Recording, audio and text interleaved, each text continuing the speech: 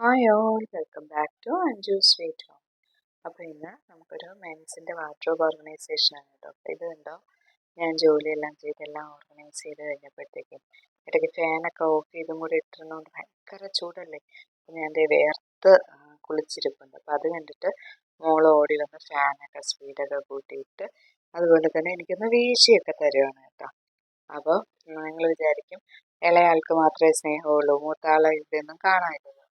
എനിക്ക് സ്റ്റാൻഡൊന്നുമില്ല കേട്ടോ, അതുപോലെ റിംഗ് ലൈറ്റും ഇല്ല. അപ്പം അതുകൊണ്ട് എൻ്റെ മൂത്ത ആളാണ് ബാക്കിൽ നിന്ന് ക്യാമറ എടുക്കുന്നതും അതുപോലെ ഇച്ചിരി വെട്ടമൊക്കെ അടിച്ചു തരുന്നുണ്ട് കേട്ടോ. അപ്പം അദ്ദേഹത്തിന് അതൊന്നും കൊടുത്തു. ഇനി നമുക്ക് വീഡിയോയിലേക്ക് പോകാം. അപ്പം ദേ കണ്ടോ, ഇതാണ് മെൻസ് വാർഡ്രോബിൻ്റെ ഇപ്പോഴത്തെ അവസ്ഥ.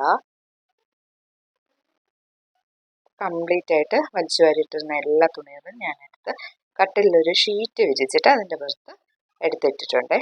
അപ്പം ഇനി നമുക്ക് ഇതിനകം ഫുള്ളൊന്ന് തുടച്ചു കൊടുക്കാം. അപ്പം നമ്മൾ ഇടയ്ക്കിടയ്ക്ക് ഡ്രസ്സൊക്കെ ക്ലീൻ ചെയ്ത് വെക്കുന്നുണ്ടെന്ന് പറഞ്ഞാലും നമ്മുടെ ഈ അലമാരയ്ക്കകത്തുള്ള ഓരോ കോർണേഴ്സും നമ്മളിങ്ങനെ ക്ലീൻ ചെയ്യാറൊന്നുമില്ലല്ലോ, വേണ്ടയൊന്നും തുടക്കുകയൊന്നുമില്ല. അപ്പോൾ അതെല്ലാം ഒന്ന് തുടച്ചിട്ടുണ്ട്. അപ്പോൾ അതേ ഞാൻ പറഞ്ഞല്ലോ, എല്ലാം എടുത്ത് കട്ടിലിട്ടിരിക്കുകയാണെന്ന്.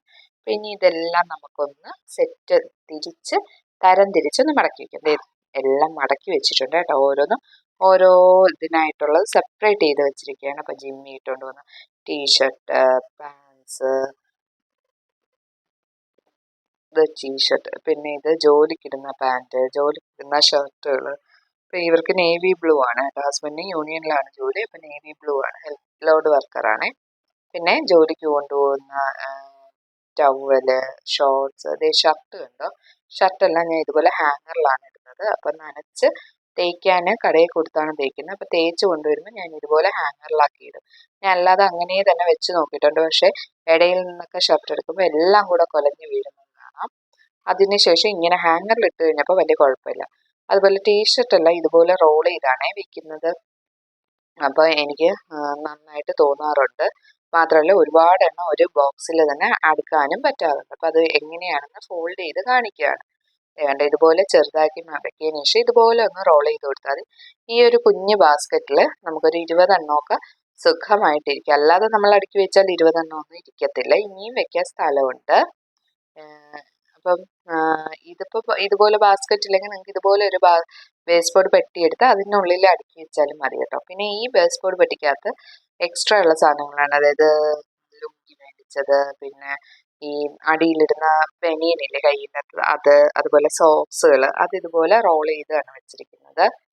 പിന്നെ പുതിയ അണ്ടർ ഗാർമെന്റ്സ് മേടിച്ചത്, പിന്നെ അത് ഈ റെഡ് ലുങ്കി ഉണ്ടോ, ഇത് ആറ്റുകാൽ വിളക്ക് കെട്ട സമയത്ത് ഉപയോഗിക്കാൻ വേണ്ടി മേടിച്ചതാണ്. അപ്പം അതിന് ഉപയോഗിച്ച് കഴിഞ്ഞ് ഞാൻ കഴുകി ഇനി അകത്ത് വെച്ചിട്ടുണ്ട്. കാരണം അല്ലാതെ ഡെയിലി യൂസിന് ഇഷ്ടംപോലെ വേറെ ഉള്ളതുകൊണ്ട് അതിങ്ങി മാറ്റി വെച്ചു. വെളിയിൽ കിടന്നാൽ പുള്ളി എടുത്ത് ഉപയോഗിക്കും. അതുപോലെ തന്നെ ഇത് ഞങ്ങൾ കഴിഞ്ഞ ഓണം വെക്കേഷനും ഗോവയിൽ പോയിരുന്നു. അപ്പോൾ അവിടെ പോയപ്പോൾ ഇടാൻ വേണ്ടി മേടിച്ചതാണ്. അപ്പം അല്ലാതെ ഹസ്ബൻഡ് ഇതുപോലെ വലിയ പ്രിന്റ് ഉള്ളതൊന്നും അങ്ങനെ യൂസ് ചെയ്യാറില്ല. അപ്പം അതുകൊണ്ട് അത് ഇതിനകത്ത് മടക്കി വെച്ചു. ഇത് എക്സ്ട്രാ പുള്ളിയുടെ ഒരു വർക്കിംഗ് ഡ്രസ്സാണ്. മുമ്പ് പെയിന്റിങ് പണിക്കാണ് പോയിരുന്നത്. അപ്പോൾ അതിന് ഉപയോഗിക്കുന്ന ഡ്രസ്സാണ്. അതുപോലെ ഇതുപോലെ ഒരു ബാഗ് ഞാൻ വെച്ചേക്കും. കാരണം എന്താണെന്ന് വെച്ചാൽ നമ്മൾ ഷർട്ടൊക്കെ നനച്ച് കഴിഞ്ഞിട്ട് കൊണ്ടുവന്ന് തേക്കുന്നതിന് മുമ്പ് ഈ ബാഗിനകത്തിട്ട് വെക്കും.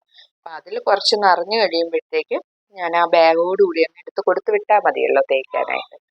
പിന്നെ ഇതുപോലെ ബാസ്ക്കറ്റ് എടുത്തിട്ട് നമ്മൾ ഓരോ തുണികളും അതിനകത്ത് ഇതുപോലെ ചരിച്ച് വെക്കുകയാണ്. അപ്പോൾ എടുക്കാൻ എളുപ്പമായിരിക്കും. ഫയൽ സിസ്റ്റം എന്ന് പറയും ഇങ്ങനെ അടുക്കി വെക്കുന്നതിന്. പിന്നെ ഈ ബാസ്ക്കറ്റ് ഇല്ലെങ്കിൽ നിങ്ങൾ വേസ്റ്റ് ബോർഡ് പെട്ടി ഉപയോഗിച്ചാൽ മതി. അപ്പോൾ ആദ്യം വെച്ചത് പുള്ളിയുടെ ജിമ്മിലൊക്കെ ഇടുന്ന ഡ്രസ്സാണ്. ഇത് യൂണിഫോം ഡ്രസ്സാണ് കേട്ടോ.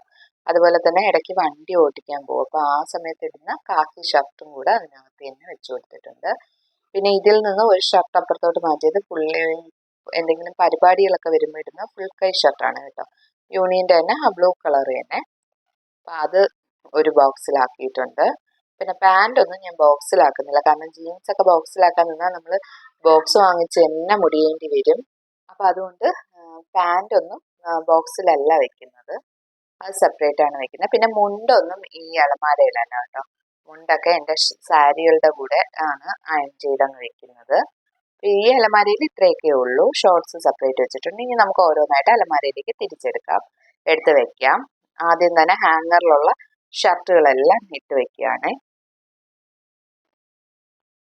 അപ്പൊ എനിക്ക് ഇങ്ങനെ ഇടുമ്പോഴാണ് കൂടുതൽ സൗകര്യം തോന്നുന്നത്. അല്ലാതെ അടുക്കി വെക്കുമ്പോൾ ഇടയിൽ നിന്ന് ഒരു ഷർട്ട് എടുക്കുമ്പോൾ എല്ലാം കൂടെ ഇങ്ങനെ വീണിട്ട് അല്ലെങ്കിൽ കൊലഞ്ഞിട്ട് നമ്മൾ ഈ തേച്ചതും കൂടെ വേസ്റ്റ് ആയി പോകും കേട്ടോ. പിന്നെ ജെൻസ് ആയാലും കുട്ടികളായാലും ഒന്നും എടുക്കുന്നത് കൊലഞ്ഞെന്ന് പറഞ്ഞാൽ അപ്പോഴേ തന്നെ അവരൊന്നും എടുത്തത് നേരെ വെക്കുകയൊന്നുമില്ല, അങ്ങനെ അങ്ങ് ഇട്ടിട്ട് പോവേ ഉള്ളൂ.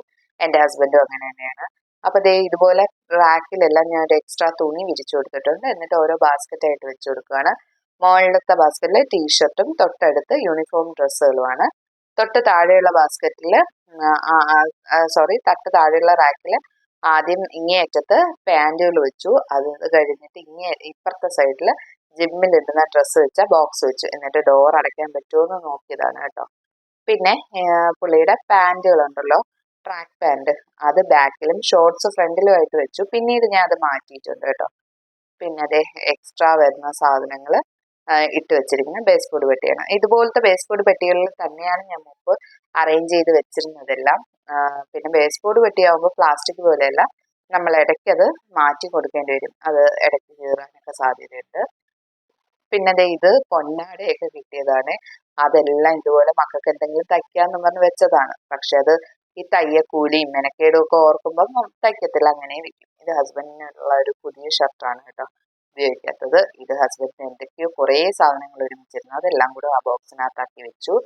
പിന്നെ ഇത് അടിയിലിരിക്കുന്ന ഒരു വിന്റർ ജാക്കറ്റ് പോലത്തെ സാധനമാണ്. പിന്നെ ഹസ്ബൻഡിന്റെ ഈ പരിപാടികൾക്ക് ഇടുന്ന ആ ഷർട്ട് എന്ന് പറഞ്ഞാൽ അതും അങ്ങനെയുള്ളതൊക്കെ വെച്ചിട്ടുണ്ട്.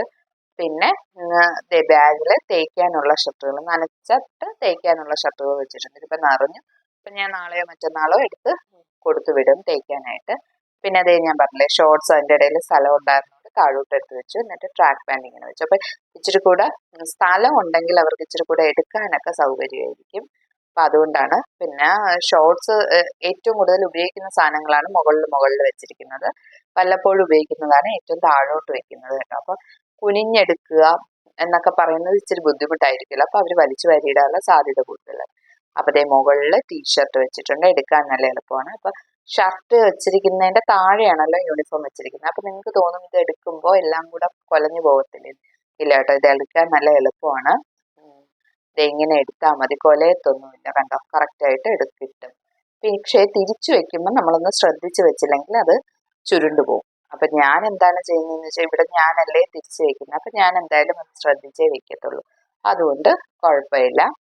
അപ്പൊ നിങ്ങൾ എല്ലാവരും കണ്ടല്ലോ, ഇങ്ങനെയൊക്കെയാണ് കേട്ടോ ഹസ്ബൻഡിന്റെ വാർഡ്രോബ് ഞാൻ ഓർഗനൈസ് ചെയ്തിരിക്കുന്നത്. അപ്പൊ ഇതുപോലെയുള്ള ബാസ്ക്കറ്റുകളോ അല്ലെങ്കിൽ ബേസ് ബോർഡ് പെട്ടികളോ നിങ്ങൾ യൂസ് ചെയ്യുകയാണെങ്കിൽ നിങ്ങൾക്ക് നന്നായിട്ട് കുറേ നാളത്തേക്ക് ഇത് ഒരുപാട് അലമ്പാവാതിരിക്കും. ഇപ്പൊ ഞാൻ ഇടയ്ക്ക് വീഡിയോ ഒക്കെ ചെയ്യുമ്പോൾ ഇത് എങ്ങനെയുണ്ട്, ഇത് മെയിൻ്റെനൻസ് ചെയ്യുന്നുണ്ടോ എന്നൊക്കെ ഞാനൊന്ന് വീഡിയോയിൽ പറയുന്നതാണ്. അപ്പോൾ എല്ലാവരും വീഡിയോ കണ്ട് ഇഷ്ടപ്പെടുകയാണെങ്കിൽ ലൈക്ക് ചെയ്യണം, ഫ്രണ്ട്സിനും ഫാമിലിക്കും ഷെയർ ചെയ്തോട്ട് തന്നെ ഒന്ന് സപ്പോർട്ട് ചെയ്യണം. ഇതുവരെ സബ്സ്ക്രൈബ് ചെയ്യാതെയാണ് വീഡിയോ കാണുന്നതെങ്കിൽ താഴെ കാണുന്ന സബ്സ്ക്രൈബ് ബട്ടൺ കൂടെ ഒന്ന് പ്രസ് ചെയ്ത് എന്നെ ഒന്ന് സപ്പോർട്ട് ചെയ്യണേ. അപ്പോൾ പുതിയൊരു വീഡിയോ ആയിട്ട് നമുക്ക് വീണ്ടും കണ്ടുമുട്ടാം. അതുവരേക്കും എല്ലാവർക്കും bye. Thank you for watching.